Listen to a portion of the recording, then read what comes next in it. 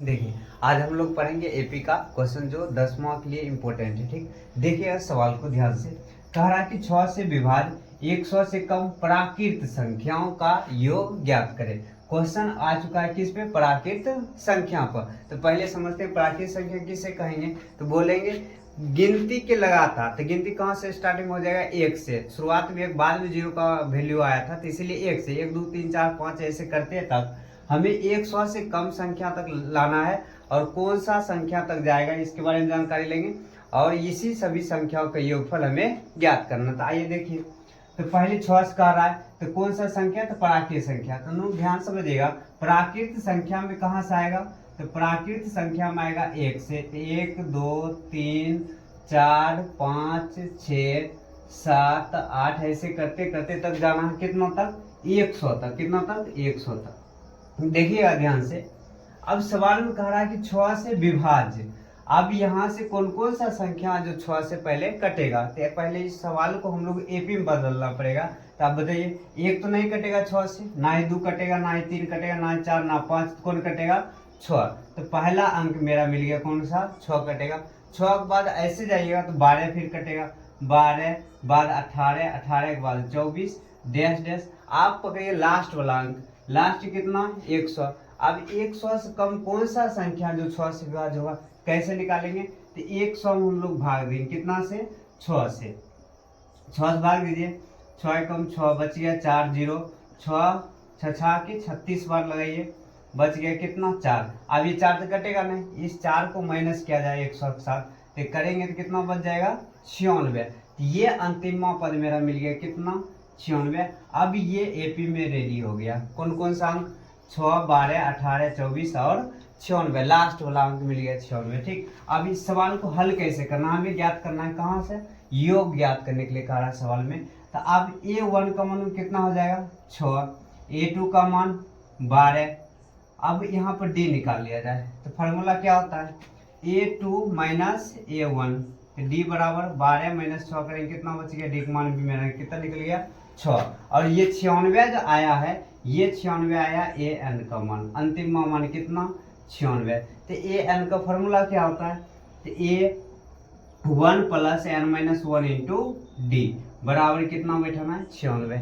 अब आइए, A1 का मान कितना रखना है? 6 प्लस N माइनस 1 और इंटू D की जगह कितना? D का मान हम लोग निकाल कर रखे हैं 6 बराबर में 96।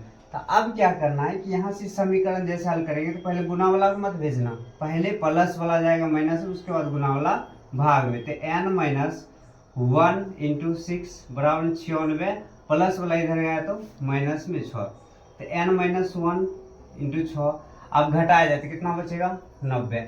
अब भेजिए, गुना वाला कहाँ जाएगा? भाग में। तो n माइनस 1 बराबर 90 और बटे में कितना आ जाएगा? 6।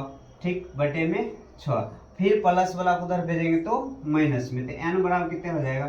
90 बटे 6 प्लस में 1। ठीक, आप ध्यान देखिएगा कि अगर इसको बटे में 1 करके एलसीएम निकालेंगे कितना हो जाएगा? 6।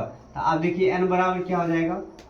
एलसीएम आ गया मेरा 6। ठीक, 6 एकम 6 तो 90 एकम 90 प्लस एक अंक क्या बार पढ़ना है? तो 6 आएगा, तो 6 बार 6 से गुना कीजिए, 6 एकम 6।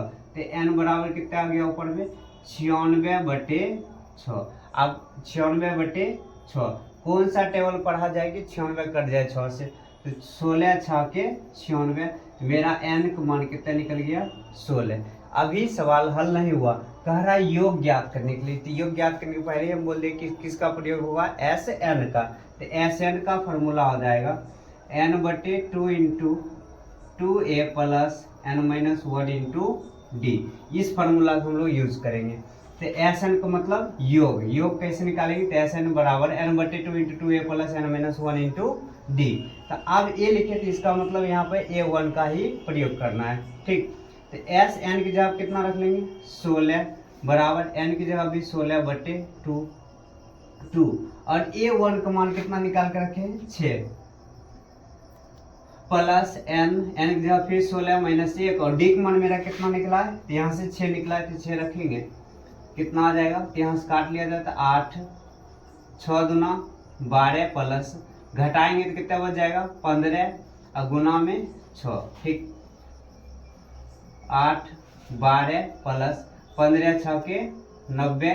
अब जोड़ेंगे, पहले जोड़ काम कर लेना उसके बाद, ठीक। ब्रैकेट के अंदर बोला तो 100 में अगर 12 जोड़ेंगे तो 100 कितना आ जाएगा, 102। 90 में 12 जोड़ेंगे तो 102। अब गुना किया जाए 8 9 16, 6 बाकी 1, 8 2 81 और 1 81। तो मेरा ये SN का मान कितना आ गया, 816। ये रहा आंसर, ठीक। ये क्वेश्चन आएगा तो आपको शॉर्ट क्वेश्चन आएगा 3 नंबर का।